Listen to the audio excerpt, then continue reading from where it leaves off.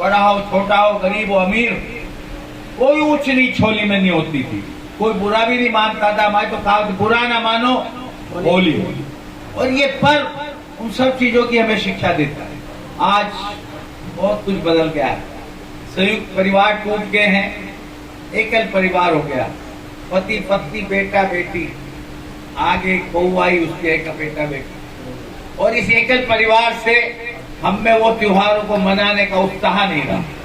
लेकिन संस्थाएं मनाती हैं, वो हमें याद दिलाती हैं किस प्रकार से हमारे बुजुर्गों ने, हमारी पुरानी पीढ़ियों ने हमें संस्कार दिए। और इस संस्कारों को जीवित रखना हमारा और आपका कर्तव्य है।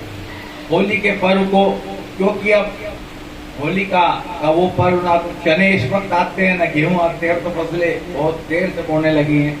और कभी अप्रैल में आकर के मार्च के आखिर में गेहूं की बालियां होंगी। लेकिन पहले आप सब लोगों को याद होगा कि सब बैठ जाते थे और गेहूं के होली उन्हें बोलते थे, उन फूंक करके हम पर्व मनाते हैं। हमें ये दर्शन आज भी नहीं छोड़ना चाहिए। हमें ये आपसी प्यार की भावना जिस दिन समाप्त हो जाएगी, ना उस दिन परिवार बचेंगे, ना उस दिन समाज बचेगा, ना उस दिन हमारा राष्ट्र बचेगा। हमें अपने राष्ट्र की पवित्रता के लिए, अपनी राष्ट्र की जीवितता के लिए, हमारी राष्ट्र की एकता के लिए और समाज की भी एकता के लिए ये इस तरह के पर्व उत्साह से मनाने चाहिए। बहुत सौभाग्यशाली हैं हमारी एंटी करप्शन के सदस्य। मैं आज सुबह से कई बार मुझे सौभाग्य मिला आज होली का पर्व में, क्योंकि कल होली का त्योहार है। परसों ग्रहण हो गया तो भाग एक दिन बाद है, ऐसा कम होता है।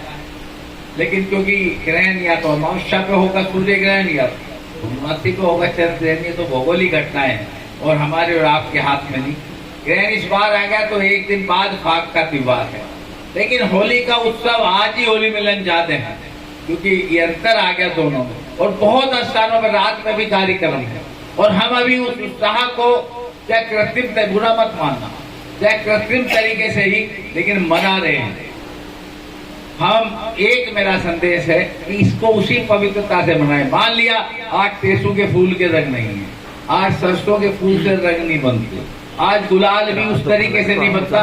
आज इतने हम सौंदर्य के प्रसाधन रखते हैं बहुत बहुत महंगे। लेकिन आपको स्मरण होगा बचपन में जब टेसू के फूल लगते थे, वो गुलाल हम प्रयोग करते थे, तो इतनी खुशबू शरीर में कई कई दिन तक रहती थी। और शरीर की हल्की स्किन की बीमारियां जो है, त्वचा के रोग जो है वो दूर हो जाते थे। ये पर्व ऐसे नहीं थे, वैज्ञानिकता थी इनके पीछे। उन वैज्ञानिकता को हम छोड़ चुके हैं। कोशिश कीजिए हम अपने इतिहास में जिए, प्रयास कीजिए फिर से उसी तरह के भारत में जिए जिसमें दीपावली होली में हमें एक नई प्रेरणा मिलती थी, एक नया विश्वास पैदा होता था। बच्चों को हम संस्कार देते थे। बच्चे तो यहाँ नहीं है, बहन बैठी हैं, बैठे हैं, ये भी बच्चों को सिखाएंगे और इन संस्कारों से हमें पर्वों की उपयोगिता का पता लगेगा। बहुत बहुत मेरी प्रार्थना है परमपिता परमात्मा से आप सबके लिए होली बहुत शुभ हो और वर्ष 2027 में भी इसी उत्साह से आप होली का पर्व मनाएं, ऐसी मैं परमात्मा से कामना करता हूँ।